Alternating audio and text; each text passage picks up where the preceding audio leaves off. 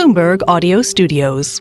Podcasts, radio, news. Qualcomm has, it seems to have approached Intel, according to people familiar. Again, just a headline from the Wall Street Journal. You've got shares of Intel up about 4% as we speak. You've got shares of Qualcomm down about 4% as we speak. So let's get to it with one of the co-hosts of Bloomberg Technology on Bloomberg TV, and that is, of course, Ed Ludlow out there.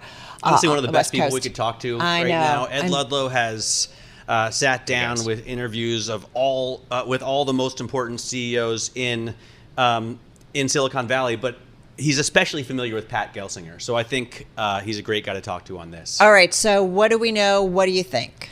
I think what we know, very little. The journal, the basics is reporting, citing anonymous sources, that Qualcomm made an approach to Intel in the last few days, and they state in their report that actually they do not have a sense of how receptive Intel is to such a deal.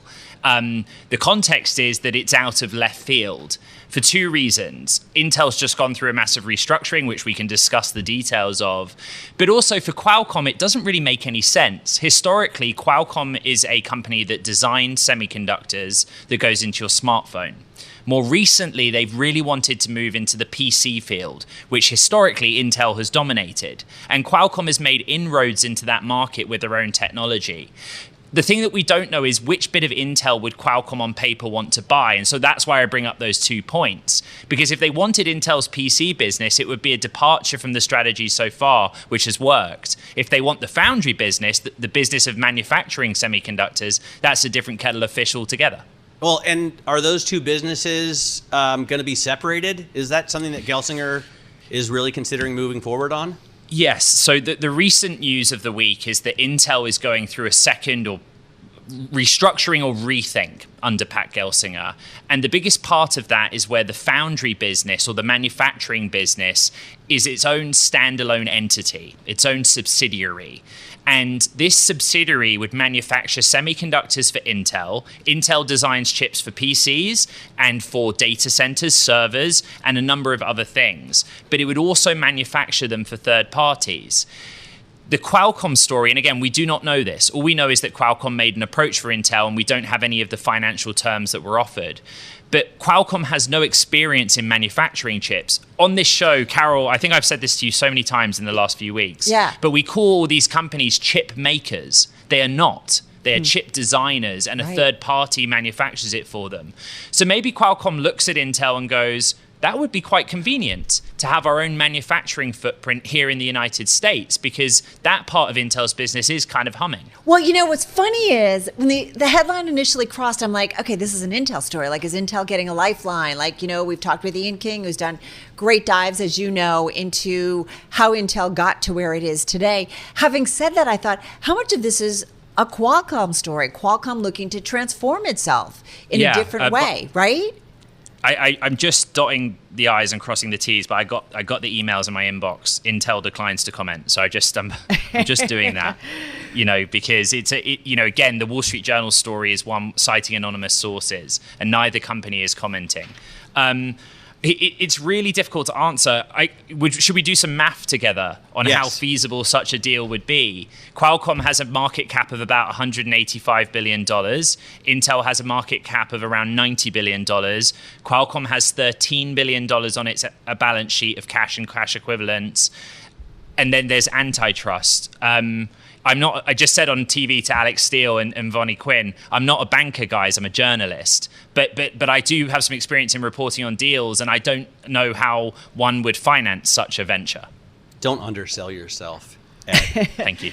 You know, to me, it seems like if you're going to strike, now is a pretty good time, because Intel is on its knees. I mean, they have plans to build factories, and people aren't really sure if they're going to be able to go through with it. I know the federal government is aching to give them billions and billions of dollars, but they're having to figure out ways to do that. Finding them clients, essentially. So, I mean, if you're going to buy Intel at all, I mean, it's better surely to do it after their stock has fallen 60% year to date.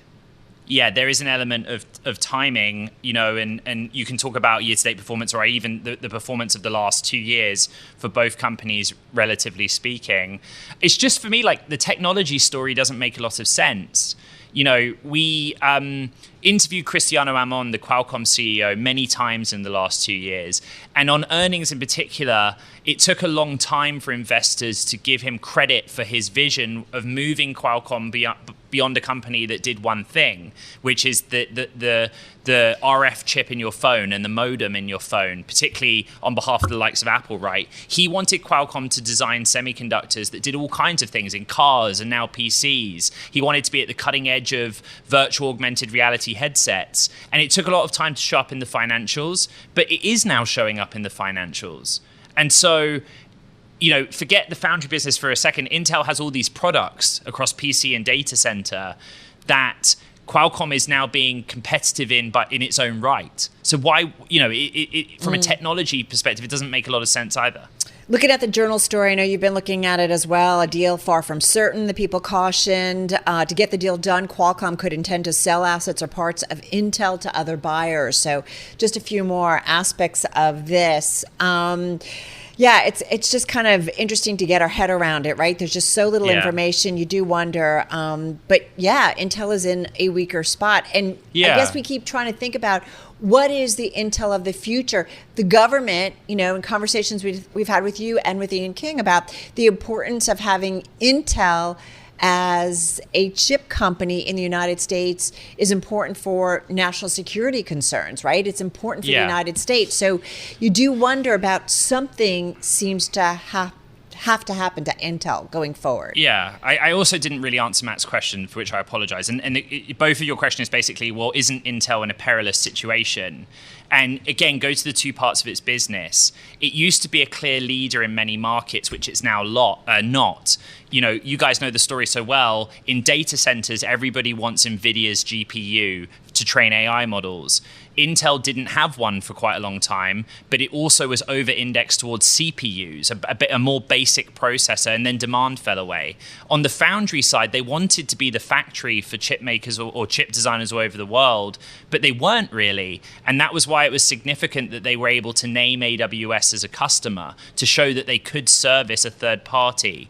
But at the same time, running a business is about how much revenue you're generating, how much you're spending to generate that revenue, and what either your profit and losses are.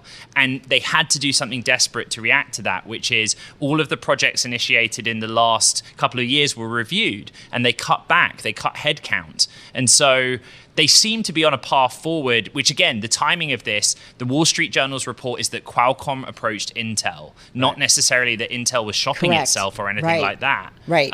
That's a big difference. Isn't that a big difference? It is a big difference. Huge. Yeah. Yeah. And also, frankly, what this may get me in hot water, I don't know. But Pat Gelsinger's job was on the line. And as of the latest board meeting and strategy review, he survived, right? So I don't necessarily think that makes sense either from his perspective and trying to turn around the company.